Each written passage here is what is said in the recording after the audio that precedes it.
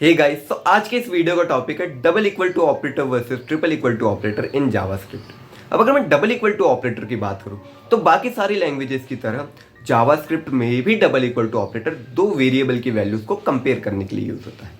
But JavaScript में कुछ situation में डबल इक्वल टू ऑपरेटर का एक ड्रॉबैक है, और वो ड्रॉबैक ये है कि भले ही दो वेरिएबल की वैल्यू सेम हो, बट अगर उनकी डेटा टाइप डिफरेंट हो तो उस सिचुएशन में, उस सिनेरियो में भी जावास्क्रिप्ट हमें ट्रू रिटर्न करेगा।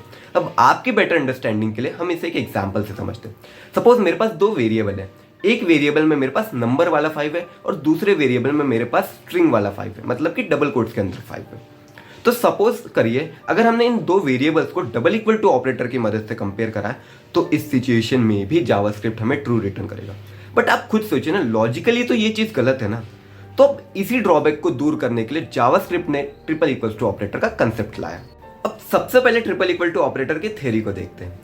जावास्क्रिप्ट में ट्रिपल इक्वल टू ऑपरेटर भी कंपैरिजन के लिए यूज होता है, बट उसके अलावा triple equal to operator JavaScript में हमसे ये कहता है कि मैं सबसे पहले दो वेरिएबल की वैल्यूज को चेक करूंगा। अगर उन दोनों वेरिएबल की वैल्यूज डिफरेंट हुई तो मैं डबल इक्वल टू ऑपरेटर की तरह ही तुम्हें फॉल्स रिटर्न कर दूंगा। बट अगर उन दोनों वेरिएबल की वैल्यू सेम हुई तो मैं डबल इक्वल टू की तरह तुम्हें ट्रू रिटर्न नहीं करूंगा।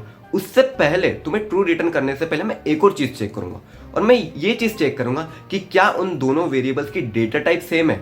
अगर उन दोनों वेरिएबल्स की डेटा टाइप डिफरेंट है, वैल्यू सेम होने के बाद भी, तो मैं तुम्हें फॉल्स रिटर्न करूंगा।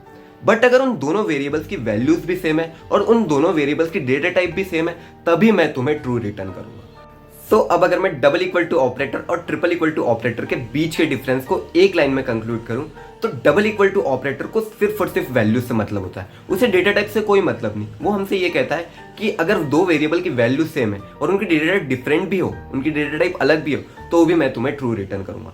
बट इस मामले में triple equal to operator strictly data type को भी चेक करता है। ट्रिपल इक्वल टू ऑपरेटर हमसे ये कहता है कि दो वेरिएबल की वैल्यूज के सेम होने के साथ साथ उनकी डेटा टाइप भी सेम होनी चाहिए, तभी मैं तुम्हें ट्रू रिटर्न करूंगा।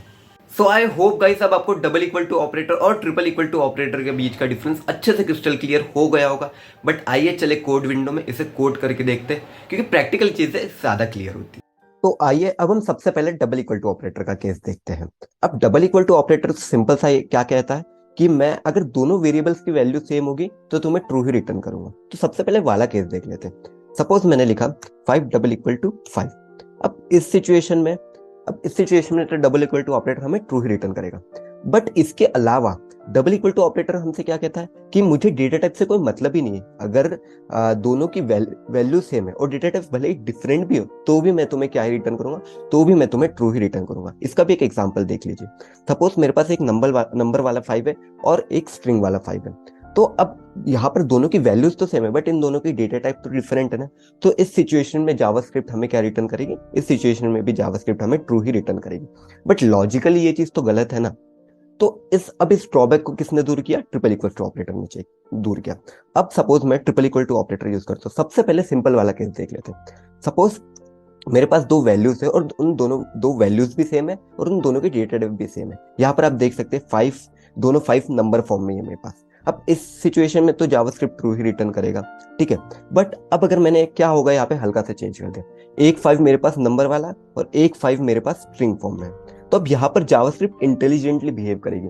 यहाँ पर जावास्क्रिप्ट वैल्यूज को चेक करने के साथ साथ स्ट्रिक्टली उनके डेटा टाइप को भी चेक करेगी। यहाँ पर वैल्यू सेम है उन दोनों की, हाँ वैल्यू सेम है। बट अगर इनकी डेटा टाइप डिफरेंट है, हाँ यहाँ पे भी इनकी डेटा टाइप डिफरेंट है, एक नंबर वाला 5 है और एक स्ट्रिंग वाला 5 है, तो जावास्क्रिप्ट यहाँ पर मुझे फॉल्स रिटर्न करेगी। आप देख सकते हैं जावास्क्रिप्ट ने मुझे फॉल्स रिटर्न किया। सो आई होप गाइस अब आपको अच्छे से क्रिस्टल क्लियर हो गया होगा इसका प्रैक्टिकल देखने के बाद। So thank you so much guys for watching this video. Keep sharing and stay tuned for the next video.